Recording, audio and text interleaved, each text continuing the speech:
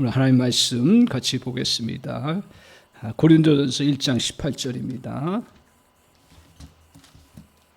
이번 주간은 이제 고난 주간을 저희가 보냅니다. 고난 주간을 보내면서 여러 가지로 이제 주님이 베푸신 은혜들을 기억하고 주님의 고난 받으심을 기억하는 시간들을 아마 다 가지실 터인데, 오늘 이제 고난 주간을 앞에 놓고 가장 중요한 은혜 중에 하나가 이제 십자가의 은혜인데, 그 십자가의 능력을 다시 한번 우리가 바라보기를 원해서 오늘 본문 말씀을 통해서 하나님 주시는 음성으로 십자가의 능력을 의지하라, 이 말씀을 가지고 같이 은혜 받기를 원합니다. 신앙생활의 과정을 여러 사람마다 다르게 또 표현하고 또 초점이 다 다를 수 있습니다. 하지만 다 공통점으로 우리가 생각할 수 있는 것은 신앙생활에 있어서 십자가를 깊이 알아가는 과정이다. 저는 그렇게 생각하고 확신합니다. 제가 이렇게 십자가에 대해서 이제 이전에 제자반 집사님들에게 숙제를 내줬어요. 십자가에 대해서 좀 알아보고 묵상해봐라, 이렇게 숙제를 내줬는데, 한 분은 확실히 교수 출신은 다르시더라고요. 그래서 교수를 존중해요. 십자가에 대해서 했는데 10페이지짜리로 해온 거예요. 교회 숙제야, 그냥 해도 되고 안 해도 돼. 이렇게 얘기하면 안 되는데 그거 해도 되고 안 해도 되잖아요. 근데 10페이지짜리로 했어요. 제가 그거 보면서 깜짝 놀랐어. 야, 십자가가 이렇게 여러 가지 지식들이 많구나. 십자가의 역사부터 시작해서 십자가의 형틀의 모습, 또 십자가의 그 고통받는 그 고통의 그러한 과정들을 과학적으로 또 여러 사회학적으로 분석해가지고 저한테 10페이지 줬어요. 제가 많이 도움을 받았어요.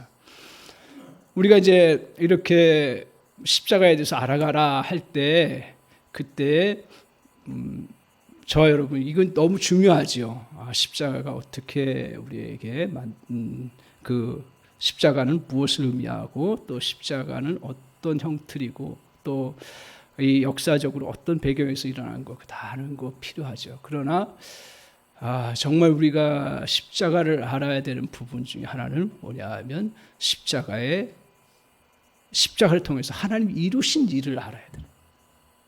우리는 착각해요.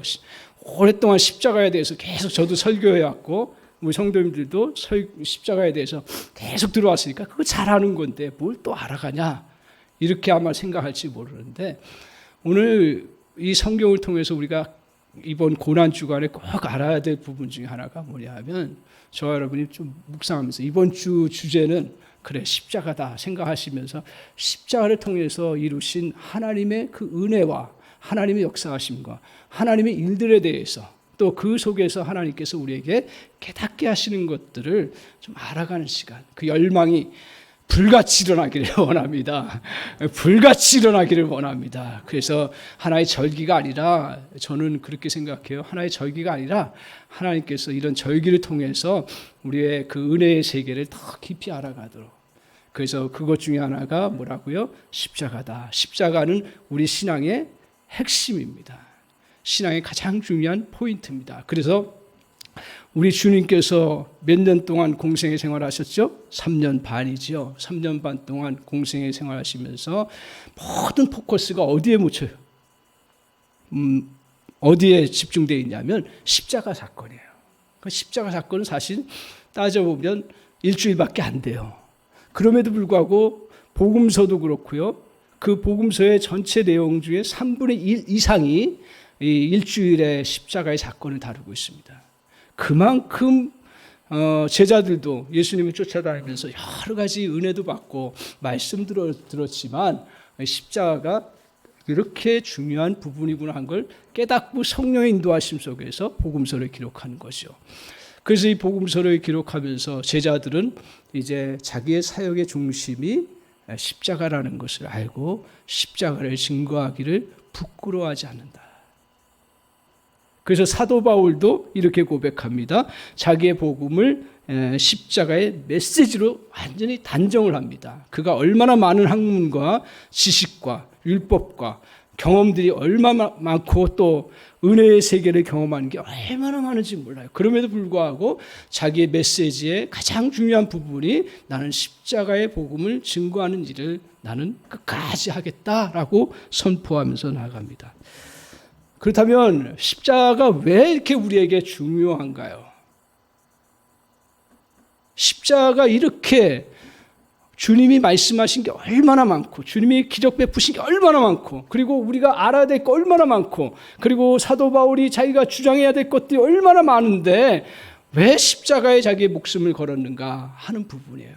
그것은 우리의 실존을 통해서 깨달을 수가 있습니다. 이제 조금 인생을 저와 여러분이 사셨잖아요. 이 사실 때마다 가끔 어떤 경험을 해요? 왜 내가 이렇게 곤고하지? 왜 내가 이렇게 살아야지? 오라, 나는 어떻게 이러지도 못하고 저러지도 못하고. 그래서 사도 바울의 표현대로 이야기하면 이 사망의 몸에서 누가 나를 건져내랴 하는 것들을 아마 저는 행복하게 살았죠. 저도 목회하면서 교회 안에서 살았는데 가끔은 그럴 때가 참 많아요. 참 많아요. 그래서 내 안에서 나를 자세히 들여다보니까 우리 성도님들과 저는 다 제가 자부하기는 열심히 살아가시고 도덕적으로도 훌륭하시고 법이라고 하면 정확하게 하시는 분들이 우리 교회 성도님들 가운데 많아요. 거의 다 그런 것 같아. 저는 좀 통성이 있거든요. 근데 우리 성도님들은 딱 정확해. 그런 분들이 이렇게 잘못하고 죄를 저지르고 이런 것들은 별로 없는데 저도 그렇게 죄를 짓고 그러진 않는데 가만히 자기 실존을 들어보니까 오호라 나는 이 사망에서 누가 건져내랴 하면서 나의 이 연약함과 죄성과 허물과 고통을 이걸 어떻게 하랴 할 때가 얼마나 많은지 모릅니다. 그래서 이렇게 사도 바울은 한마디로 얘기합니다. 나는 육신에 속하여 뭐라고 얘기를 하냐면 한마디로 얘기합니다. 그 사도 바울이 대단한 사람이고 정말 하나님 위해서 충성했던 사람인데 로마서 7장에 이렇게 고백해요. 나는 죄에 팔렸다고요. 여러분 이게 그냥 하나님의 말씀이니까 그냥 나왔겠구나 생각하는데 그가 얼마나 로마서 7장이 자기의 죄에 대해서 자기의 실상에 대해서 얼마나 고민하면서 이런 표현을 하는지 몰라요. 돌아보니까 내가 하나님의 일을 그렇게 많이 하고 하나님의 기적의 역사를 체험하고 그리고 복음을 전했지만 자기 역시 나도 사망에서 건진받을 수 없는 죄성을 가진 그러한 죄 아래 팔린 존재라고 이야기를 하고 있습니다. 그러면서 계속 사도 바울이 뭐라고 얘기를 하냐면 우리가 죄 아래 팔렸을 뿐 아니라 죄에 이끌려 살아가고 죄가 나를 주장한다고까지 이야기합니다.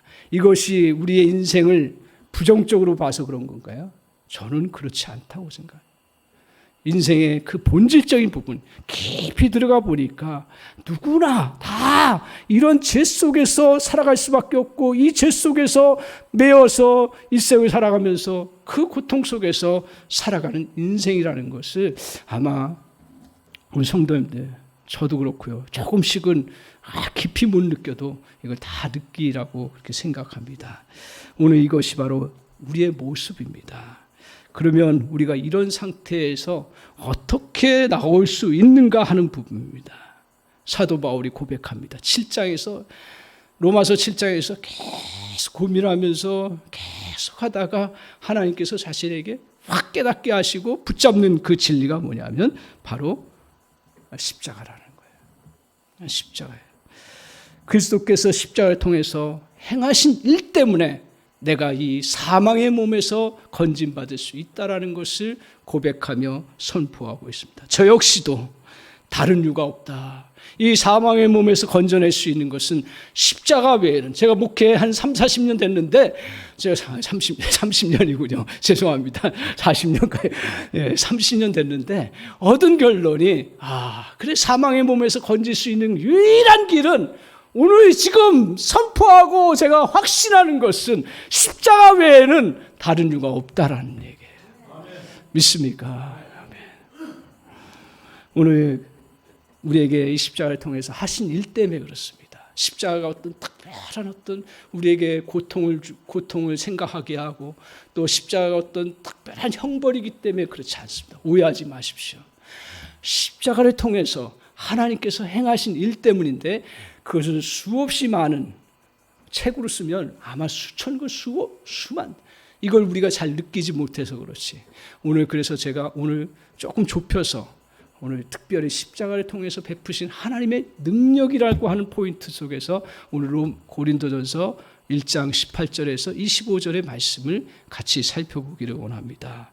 오늘 십자가에 통해서 우리에게 어떤 은혜를 주셨는가? 첫 번째로 기억하십시오. 십자가는 구원을 위한 하나님의 지혜요, 능력이라는 거예요.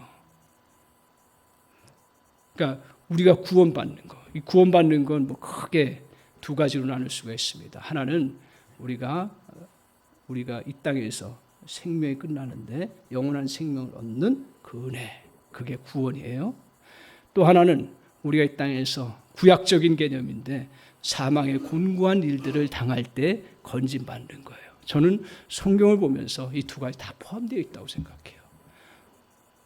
일제시대 때는 너무 현실이 고통스러우니까 저 천국에 가는 걸 다 사모하면서 그 바라보다 보니까 신학이 어느 쪽으로 발전했냐면 내세에 대한 포인트만 발전하게 되어 있던 거예요. 그거 맞습니다. 틀림없는 사실이에요. 예수 그리스도를 믿으면 우리가 이 정말 죽음에서 영원한 생명을 얻는 놀라운 역사를 하나님이 베푸신다는 거예요. 그런데 성경을 자세히 보면 어떤 은혜가 있냐면 그런 은혜도 있지만 오늘 우리가 이 땅에 살아가는 동안 다윗이 주로 시편에서 많이 고백하는 것처럼 이 땅에 살아가는 동안 정말 사망과 같은 음침한 골짜기에서 건짐받는 그런 역사, 이것도 하나님이 베푸시는 구원의 역사입니다. 전체적으로 우리가 보면서 신앙생활을 균형 있게 잘 해나가셔야 돼요. 근데 오늘 우리 시대는 어떤 게 약해졌어요? 사실은 이 현실에서 건짐받는 것만 포커스를 맞추죠. 우리는 장례식에 가서 한편으로는 정말 우리가 영원히 살아갈 고향 천국을 다시 사모하는 그러한 시간들을 가져야 되겠고, 또한 우리가 치열한 삶의 현장 속에서 정말 오늘 하루하루 정말 견뎌내야 되는 그런 싸움의 현장 속에서 하나님이 건져주시는 은혜를 경험해야 돼요. 이게 다 같은 하나님의 구원의 놀라운 은총이에요. 근데 그게 어디에 있다고요?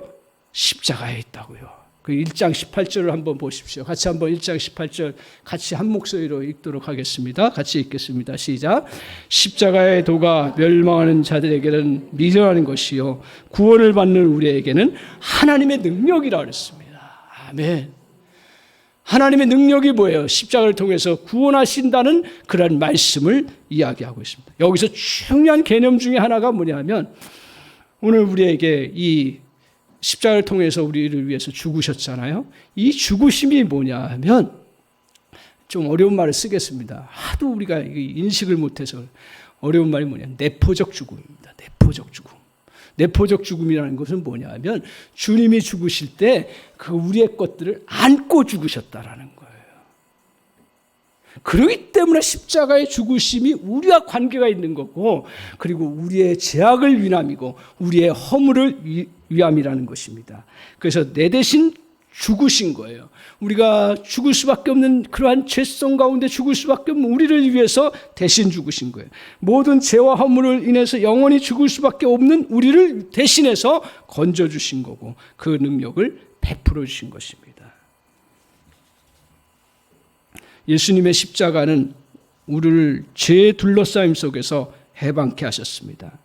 우리는 이런 은혜로 죽음의 속박에서 건짐을 받은 것입니다. 그럼에도 불구하고 또 하나 중요한 사실은 뭐냐 하면 이 사실을 다 알죠. 그럼에도 불구하고 우리의 삶 속에서 실제로 죄와 죽음의 권세가 우리를 향해서 공격해 오는데 거기에서 벗어나지 못한다는 거예요. 저 역시도 벗어나지 못할 때가 얼마나 많은지 모릅니다. 우리가 왜 벗어나지 못하냐 하면 죄와 죽음이 나에게 그렇게 피부로 안 와닿기 때문에 그렇습니다. 주님이 십자가를 통해서 나에게 죄와 죽음의 권세에서 용서하셨고 그거 다 알아요. 그럼에도 불구하고 세상 사람들 지금 우리가 성경을 이야기할 때 세상 사람들에게 얘기하는 게 아니에요. 저 여러분을 향해서 얘기하는 말씀인데 오늘 믿는 사람도 이것을 다 알면도 불구하고 실제로 죄와 죽음의 권세에서 늘 어떻게 보면 헤맬 때가 얼마나 많은지 몰라요. 왜 그러냐면 죄는 직접적으로 잘 안 나타나요. 그래서 죄가 우리에게 직접 파생돼서 나타나는 그런 요인 중에 하나가 뭐냐 하면 죄로 인해서 저주와 고통이 오고 증오와 실패가 있고 좌절과 두려움이 오고 그리고 수치심과 부끄러움과 이 모든 것들이 사실은 뿌리가 죄라는 거예요. 그래서 그것 때문에 우리에게 두려움이 오기도 하고 그것 때문에 수치심이 오기도 하고 그것 때문에 열등감을 느끼기도 하고 그것 때문에 우리에게 고통이 찾아오는 그런 부분들이 있는데 그것들을 잘 인식하지 못한다. 오늘 이것에 우리는 사단은 우리의 대적자인 어둠의 세력들은 우리를 여기에 자꾸 둘러요. 옛날에는 영적으로 그런 흐름 속으로 우리를 많이 이끌어왔는데 지금은 제가 성경을 통해서 살펴보면 정신적으로 정서적으로 이끌어가는 시대라고 저는 그렇게 생각이 진단이 듭니다. 그래서 이 부분은 표면적으로는 어떤 우리의 감정적인 거고 표면적으로는 우리가 느낄 수 있는 절망감과 좌절감, 고통과 그 증오와 실패지만 그러나 그 본질은 죄에서 나온다는 사실이에요. 그러면 이런 것들을 우리 그리스도인들은 본질적으로 구원을 얻는 것은 틀림없습니다. 그렇지만 우리가 이 땅에 살아가는 동안 이것에서 자유함을 누릴 때에서야 비로소 저 여러분은 진정 천국을 사모할 수가 있는 거예요. 천국은 죽어서만 가는 게 아니고 천국은 이 땅에서 이 은혜들을 누리면서 우리가 경험하면서 체험하고 그럴 때 사모함이 있고 그 천국의 은혜를 누리는 거예요. 그걸 많이 누린 사람들은 천국에 대한 소망이 커진다라는 거예요. 그래서 저와 여러분이 정말 이런 은혜를 많이 누리는 역사가 있기를 바랍니다. 그러려면 어떻게 해야 돼요? 이런 은혜를 누리려면 어떻게 해야 돼요? 가만히 있어서 되나요? 절대로 가만히 있어서 되지를 않습니다. 어떻게 해야 됩니까? 십자가를 가까이 해야 합니다.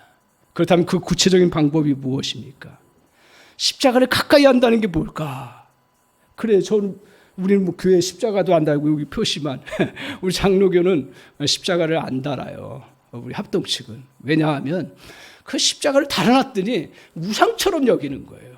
물론 이제 지금은 그런 시대가 아니기 때문에 달아도 상관없어요. 그래서 한때 그랬기 때문에 그것을 이제 좀 그렇게 하지 말자.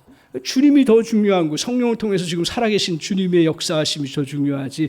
그 십자가, 제가 필리핀에 갔더니요, 그 학생들이 천주교 다 믿어요. 한 80, 90%가요.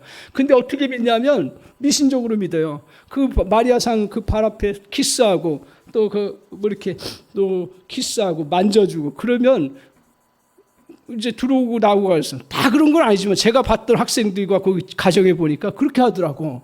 그래서 왜 그런가 봤더니, 그러면 복이 온다는 거예요.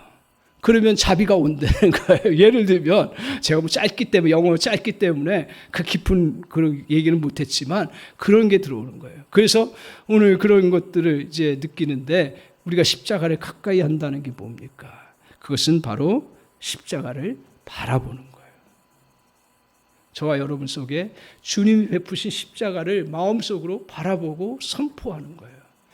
근데 이때 중요한 게 뭐냐 하면 그래요. 교회 와서는 바라봐요. 그리고 기도할 때는 바라봐요. 근데 언제 안 바라봐요? 실제로 상처받았을 때 안 바라봐요. 저도 그렇더라고요.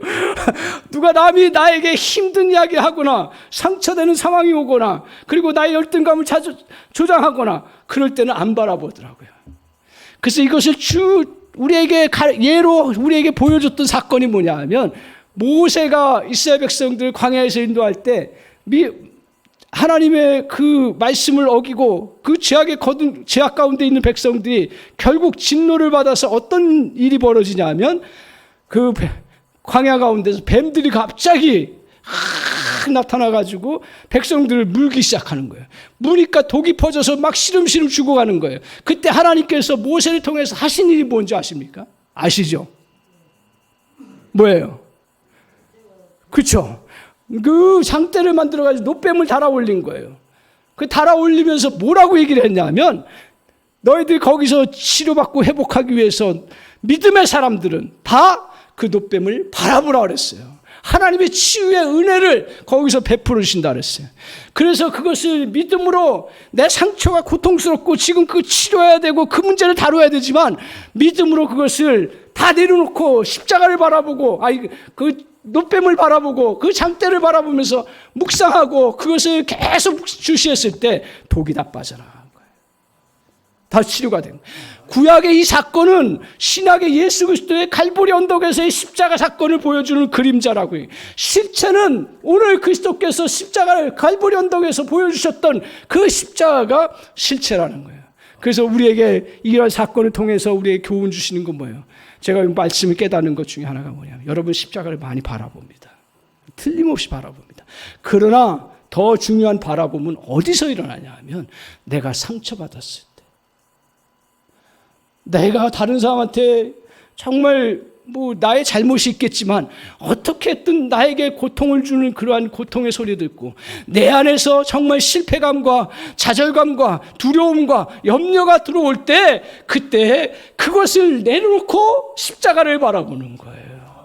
그러면 그 속에서 하나님의 놀라운 그러한 구원의 역사, 오라 사망의 이 몸에서 누가 나를 건져내랴 할 때 분명하게 확신하건대 주님께서 그 십자가를 바라보는 심령에게 그 건짐에서 해결해 주시는 놀라운 역사를 베풀어 주실 줄 믿습니다.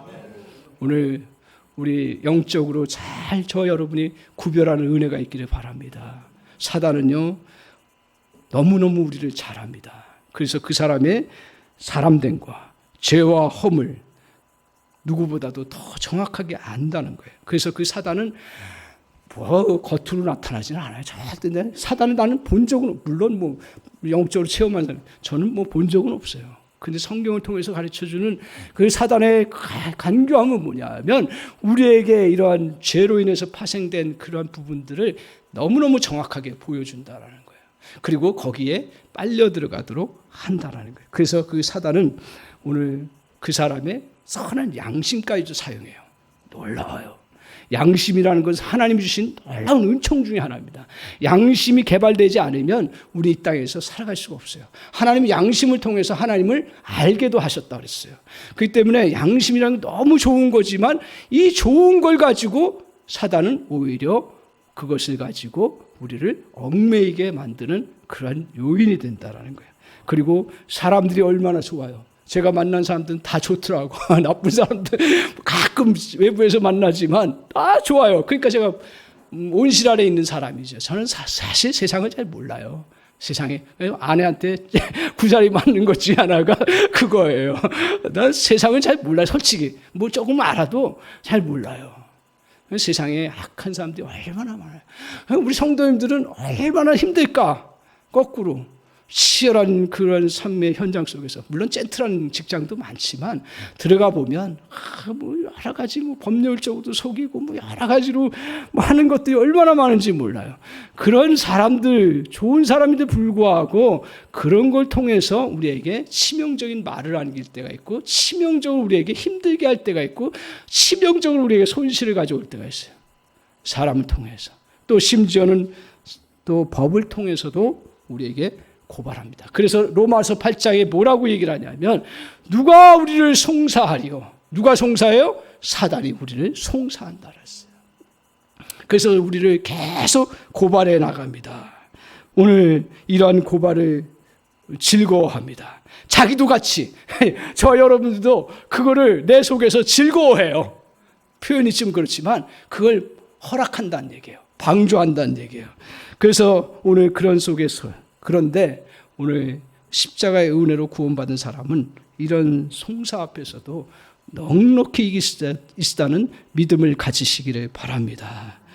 십자가의 구원의 은혜 때문에 사단은 더 이상 로마서 8장에 우리를 정죄하거나 고발할 수 없다라고 이야기를 하고 있습니다. 누가 능히 하나님께서 택하신 자들을 고발하려 의롭다 하신 이는 하나님이시라 했어요.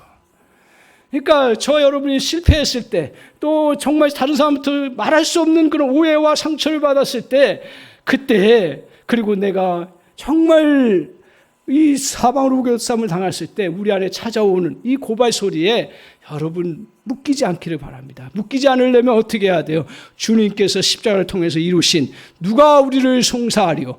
의롭다 하신 이는 주님이시라고 얘기를 하고 있어요.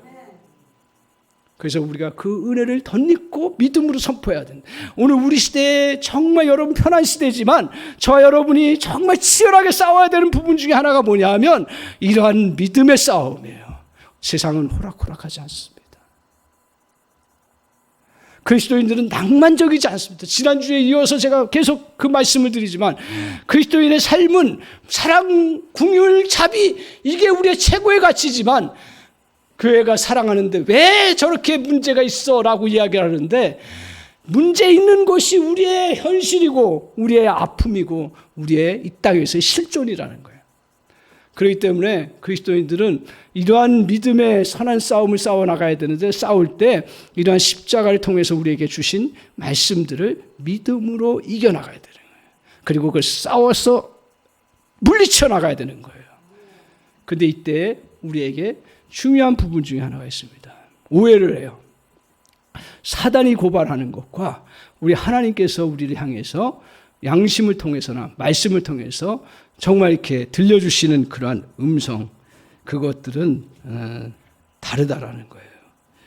오늘 사람들은 사단의 음성, 그러니까 우리 잘못했으면 기독교 신앙은 오해하지 마시고 구원파처럼 내가 구원받았으니까 이제 조금 잘못해도 다 용서해 주실 거야. 맞습니다. 본질적으로는 다 용서가 됐어요. 그러나 오늘 용서받았다고 해도 우리 그리스도인들은 뭐예요? 이걸 관계로 풀어야 되는데 법정적으로 푸는 게 아니라 관계로 풀어야 되는데 하나님의 자녀가 되었어요. 하나님의 양아들이 되었어요. 그러면 옛날 습관이 하루아침에 다 고쳐져요. 그러면 그 잘못했으면 그것을 고백하고 그 잘못한 것을 인정을 해야 되는데 오늘 어떻게 된지 기독교 교리를 오해해가지고 밀양에서도 그런 영화가 나온 거예요. 그 잘못된 기독교의 모습을 고발하는 거예요. 자기가 다른 사람을 죽여놓고도 그 양심의 가책을 안 느껴요. 그건 아니죠. 이건 복음을 오해하는 거죠. 왜 그렇습니까? 오늘 우리는 하나님의 자녀로서 과거의 죄, 현재의 죄, 미래의 죄 다 용서하는 건 사실이에요. 그래서 구원파가 좋은 점도 있어요. 이런 확신이에요. 근데 이걸 비유로 제가 좀 시간 없지만 설명을 드리면 양아들로 내가 아들을 삼았어요. 자 보세요. 양아들로 삼았어요. 과거에 저 잘못된 길에 있던 아이를 내가 양아들로 삼았어요. 그러면 그 양아들이 내가 아들 됐어요. 그러면 그 아들의 과거의 허물들을 잘못들을 용서할까요? 안 할까요? 하죠. 그죠? 그리고 자기 집에 왔어요. 그러면 양아들 자기 집에 왔다고 하루치면 변화될까요? 안 되죠. 또 잘못했어요. 용서할까요? 안 할까요? 하지요. 또 미래에 얘가 잘못할 거예요? 안 할 거예요? 하지요. 그죠? 그러면 용서할 거예요? 안 할 거예요? 하죠. 왜? 양자로 삼았기 때문에. 너는 나의 아들이기 때문에 삼았다. 우리가 이런 면에서 확신과 그러한 은혜를 붙잡는 거예요. 그렇기 때문에 우리는 부족하고 잘못했지만 그러나 하나님의 자녀로서 그것을 우리가 받아주셨기 때문에 내 잘못과 허물들 다 갚아준다. 그런데 제가 하나 얘기해요.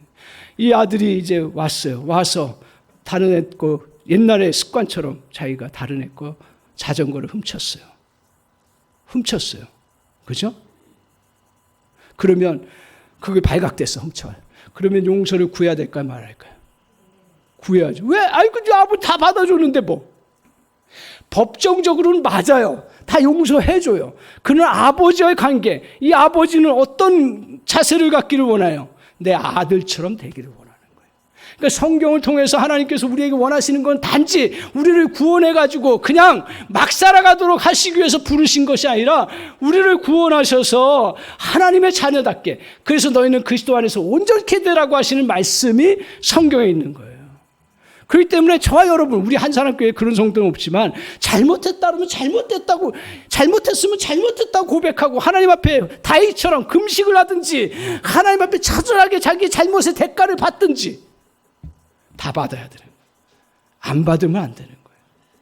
받아야 되는 거예요. 받아야 되는 거예요. 그렇지만 용서해 주시고 다시 받아주시고 또 하나 뭐예요? 회복시켜 주신다라는 거예요. 그렇기 때문에 우리는 어떤 상황에 있어도 그 용서의 그 부분을 놓고 이 사단의 그 용서의 생각은 뭐냐면 용서의 그 부분을 가지고 이용하는 건 뭐냐면 너 잘못했으니까 거기 계속 매이도록 해. 그것만 떠오르게 하는 거예요. 너 실패했으니까 거기 실패에 계속 빠지게 해. 이게 사단의 소리라는 거예요. 그 정죄의 포위가 되도록 하는 거예요. 매이도록 하는 거예요. 정죄감을 갖는 건 당연한 거예요. 그리고 정죄감을 갖는다라는 게 잘못된 게 아니에요. 그리스도인들은 더 양심적이어야 되고 더 깨달아야 되고 더 그것에 대해서 예민해야 돼요. 그렇지만 거기에 매여서는 안 된다라는 경계선에서 저와 여러분이 잘 분별하는 은혜가 있기를 바랍니다. 그래서 주님 앞에서 저와 여러분이 이러한 사실을 가지고 우리에게 자꾸 사단이 매이려고 할 때 저도 얼마나 많이 매이려고 하는지 몰라요.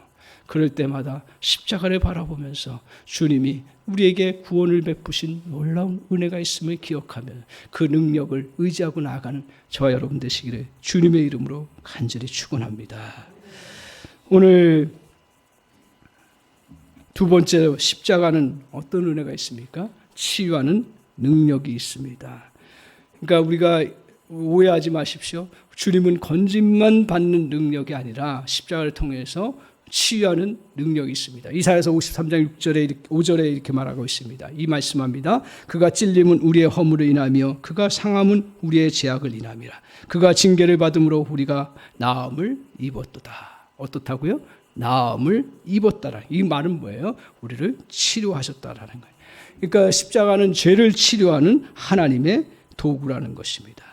제가 상처낸 것을 십자가는 치료합니다.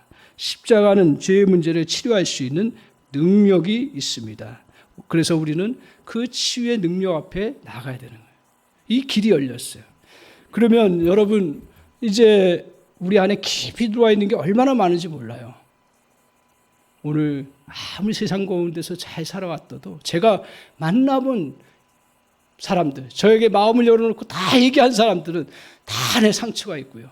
다 안에 정말 열등감이 있더라고요.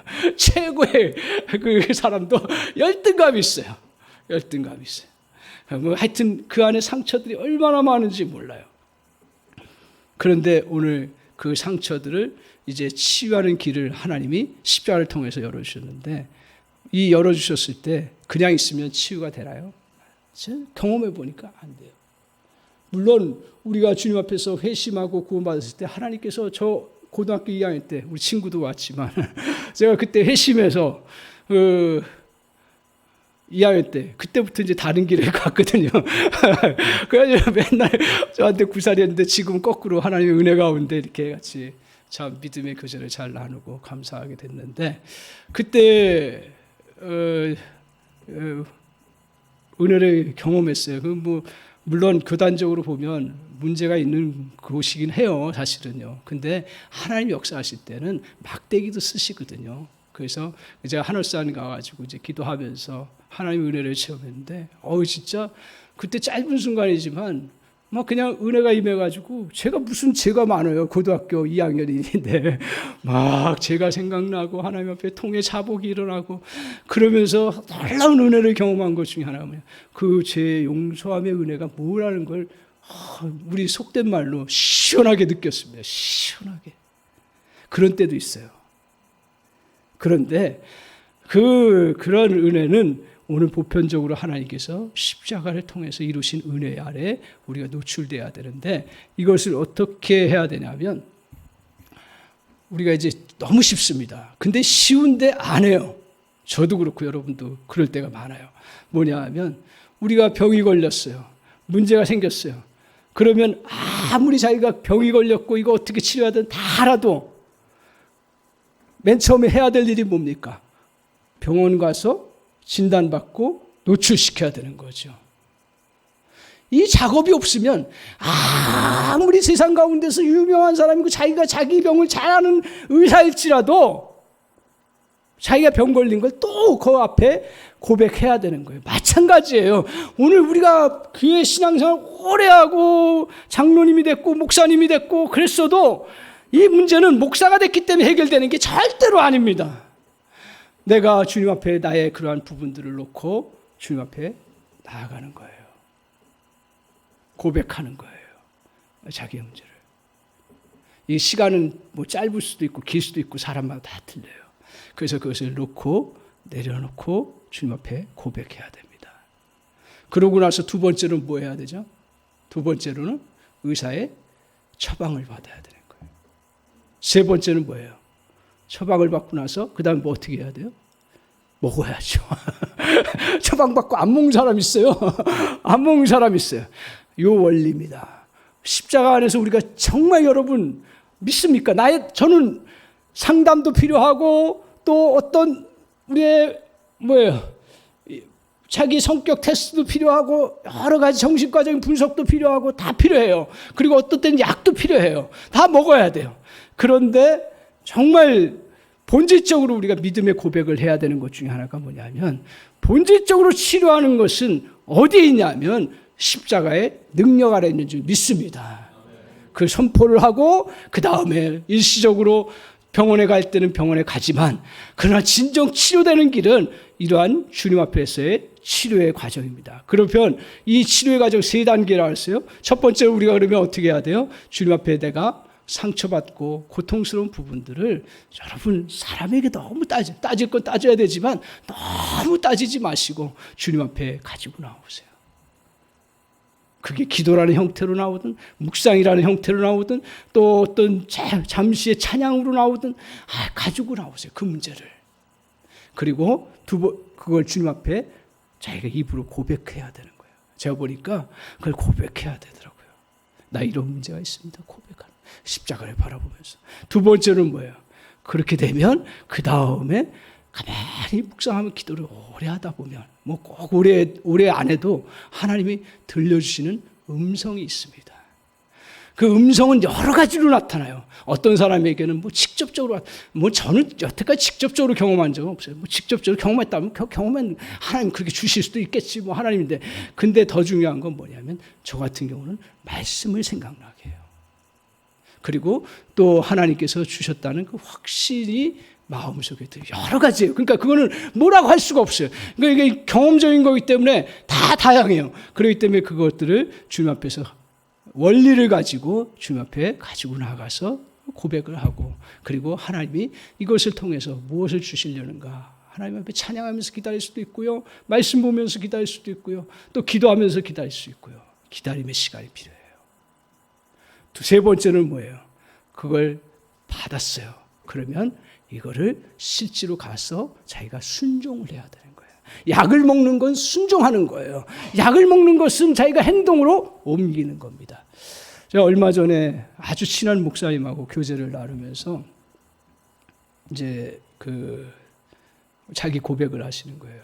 이 목사님, 내가 요새 나에 대해서 이제 좀 더 나이도 들고 그랬기 때문에 한번 나를 객관적으로 평가하고 나의 또 목회도 한번 점검해 보기 위해서 아주 유명한 목사님이시면서 상담가예요. 전문가예요. 최고예요. 제가 보기에는. 그분 앞에 가서 또 친하니까 또 아주 모든 성격 분석부터 시작해가지고 모든 데이터를 친히 해주신 거예요. 친히. 다 해주시면서 이제 했어요.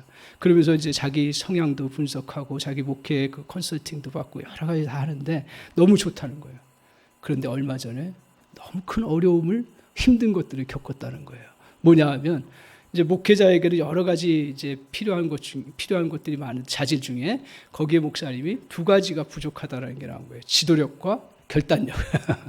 지도력과 결단력이 부족하다라는 거예요. 그래서 그러면서 이제 그래 그렇구나 하고 했는데 근데 그 다음 말이 이제 이 상담가는 목회자이기 때문에 정확하게 해줘야 되잖아요. 맞는 말이에요. 근데 이게 상처가 된 거예요. 뭐냐 하면 이 지도력과 결단력이 없으니까 지금 목사님 목회 현장을 보세요. 열매가 없지 않습니까? 그러니까 이분이 갑자기 상처가 된 거예요. 저 같아도 상처해야 될 것 같아요. 근데 또 그때 어떤 상황이냐면, 상처받을 상황이면 어떤 상황이 되냐면, 또 사람이 약할 때예요. 특히 눈이 이제 한쪽 이게 렌즈 망막 있죠. 그게 떨어져 가는 과정이 있는 거예요. 그러니까 이제 병원에서 치료하면서 이게 막 실명될 수 있다는 이야기 듣고 막 그러면서 몸이 약해지는 거예요. 그 목사님 원래 건강하거든요. 근데 운동도 못하지. 계속 그것 때문에 치료받으면서 약해지고 눈 실명될 수 있다고 하는 상황인데, 근데 그 얘기를 하니까 지금 내가 70이 돼가는데 그러면 지금 어떤 열매를 더 맺으라는 얘기예요. 그 절망감이 확 찾아온 거예요. 그러면서 너무너무 막 힘든 거예요. 내가 그 상담을 더 받아야 되나 말아야 되나. 거기서부터 시작해서 왜 저 목사님이 저런 얘기를 했지? 내가 이렇게 실패했다고 해서 나를 무시하나? 그러면서 온갖 것들이 자기에게 다 들어오더라고요. 근데 이제 이 문제를 놓고 조용히 뭐 다른 방법이 없으니까요. 목회자들 익숙한 방법이 기도하기 시작하는 거죠. 기도하면서 십자가의 은혜를 바라보기 시작하는데, 근데 맨 처음에는 계속 우리가 십자가 앞에 가도요, 잘 내놓지 못하는 게, 저 사람 왜 저랬지? 저거 어떻게 내가 반응해야지? 저거 어떻게 내가 나중에 대처해야지? 이런 게 떠오르는 거예요. 그렇게 하다가 하나님께서 은혜를 주셔서 기도하면서 자기 부분을 솔직하게 하나님 앞에, 하나님 나 열매가 없네요 진짜. 하나님 나 정말 내 결단력도 없고 지도력도 없네요. 막 이렇게 기도하는 거예요. 하나님 어떻게. 그렇게 기도를 얼마나 했는지 모르지만 하여튼 기도하면서 주님 앞에 나갔을 때 그때 자기 마음속에 깨달아지는 말씀이 하나 나오는 거예요. 기가 막힌 말씀이에요. 뭐냐면 무슨 말씀이냐면, 열매는 뭐예요? 오늘 그리스도인들의 열매는 뭐예요? 사실은요. 그렇죠. 할렐루야. 성령의 열매예요. 사실은요, 우리가 목회자들 마찬가지지만 성령의 열매를 얼마나 많이 맺고, 자기 자신뿐만 아니라 목회자는 이제 성도들에게 그 성령의 열매를 잘 맺도록 도와주는 거죠. 뭐 성도님들은 자기 자신이나 가족에게 성령의 열매를, 그게 사실은 열매예요. 성령의 열매는 뭐예요? 사랑과 희락과 화평과 온유와 절제와 인내와 충성과 자비와 양성과, 그거예요. 오늘 너무 우리는 물질주의 속에 살아가기 때문에 우리가 무슨 열매하면 뭐 큰 업적을 이루고, 물론 그것도 열매예요. 그 나쁘게 평가하지 않아요. 너무 중요해요. 그렇지만 진짜 열매는 뭐예요? 성령의 열매예요. 내 안에 사랑이 넘치. 그렇게 말씀을 듣고 나니까 자기 안에 얼마 안 되는 성도지만 사랑 가운데서 막 자기가 섬기고 기쁘게 하고, 제가 봐도 그래요. 하나님이 그러나 사랑의 열매가 있구나. 그리고 성도들 간에 자비를 나누고 긍휼을 나누고 서로 충성을 나누고 막 이래요. 그 교회가 얼마나 충성스러운 교회인 줄 아세요? 물론 뭐 건강하시니까 그렇긴 하지만 멀리서도 오고, 뭐 하여튼 정말 나올 수 없는 상황인데도 나오고, 뭐 이런 것들이에요. 그러니까 자기가 가만히 그렇게 생각하면서 하나님께서, 물론 뭐 또 잘못 오해를 하면 뭐 그냥 자기 위로겠지 생각하는데, 저는 분명히 하나님의 그런 은혜였다 생각을 하는데, 그게 하나님께서 너 열매를 봐라. 너 그 열매 맺혀지지 않았냐. 그러니까 이제 용기가 생기는 거예요. 그러면서 하나님께서 70세인데요. 하나님 또 다른 사역의 열매를 바라보고 나아갈 수 있도록 길을 열어주셨어요. 그러니까 그걸 다시 붙잡고, 그 은혜를 붙잡고 또 열심히 또 다시 살아가게 됐어라고 나한테 고백을 하더라고요. 저한테. 그래서 그 목사님 얘기 들으면서 다시 한번 그래, 십자가의 은혜를 잘 묵상하고 그 앞에 나가고 그것을 믿음으로 선포하고 붙잡고 나아가면 정말 나에게 가장 치명타, 남성에게서 가장 치명타가 뭔지 아세요?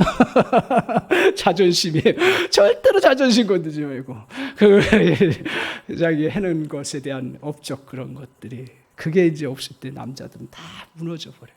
거기다 한마디 하면 우리는 꼭 그 역할할 필요는 없어요. 절대 우리가 그런 십자가로 가게 하기 위한 역할을 할 필요는 없어요. 할렐루야. 예, 그래서 그렇게 그런 부분인데, 그런 부분까지도 하나님의 은혜 아래서 회복되는구나. 제가 분명히 믿기는 목사님이 때문에 해결하는 게 아니라 십자가의 은혜 앞에 나갈 줄 알기 때문에 해결되는 놀라운 역사가 이루어졌다라는 것입니다. 사랑하는 성도 여러분, 오늘 이제 저희에게 십자가의 은혜를 다시 한번 묵상합니다. 특별히 능력의 관점에서 살펴봅니다. 십자가의 은혜는 어떤 은혜가 있다고요? 구원의 능력. 그리고 또 십자가는 어떤 은혜가 있다고요? 지혜의 은혜. 이런 은혜 속에서 우리에게 꼭 기억해야 될 부분 중에 하나가 뭐냐 하면 오늘 십자가에 있는 골로새 2장 15절을 꼭 기억하십시오. 이 사실을 저와 여러분이 분명하게 붙잡으십시오. 이거 붙잡지 않으면 이 진리를 붙잡아도 자꾸 약해집니다. 뭐냐 하면 들어보십시오. 통치자들과 권세들을 무력화하여 드러내어 구경거리로 삼으시고 십자가로 그들을 이기셨느니라. 십자가는 패배가 아니라는 거예요. 그렇기 때문에 십자가에는 놀라운 역설이 있는 거예요. 다 끝난 것 같지만 다시 사는 역사가 있고, 다 패배한 것 같지만 승리했고, 다 절망이지만 다시 새로운 희망으로 나가는 놀라운 패러독스가 그 안에 있다라는 거예요. 사랑하는 성도 여러분, 오늘 우리가 십자가 앞에 나가면 하나님 나라가 그곳에 임하는 것을 볼 수 있습니다. 하나님 나라는 뭐예요? 천국 가서 얻는 나라도 하나님 나라지만 그 나라를 이 땅에서 경험하는 것, 그것도 하나님의 나라입니다. 그래서 우리에게 진정한 구원과 진정한 치유와 진정한 승리가 바로 십자가를 통해서 이루어졌음을 발견할 수가 있습니다. 십자가에서 이 은혜의 샘을 저 여러분이 누리시기 바랍니다. 그래서 다른 거 없습니다. 이 은혜의 샘을 풍성하게 누리면 다른 사람에게 나눠줄 수가 있는 거예요. 이거부터 시작하셔야 돼요. 우리가 봉사하는 것도 마찬가지고요. 섬기는 것도 마찬가지고요. 또 관계하는 것도 사실은 엄밀한 의미에서 십자가의 은혜 아래서 저와 여러분이 승리하고 그 은혜를 누리면서 세상을 향해서 나아가는 그런 믿음의 백성들 다 되시기를 주님의 이름으로 간절히 축원합니다. 아멘.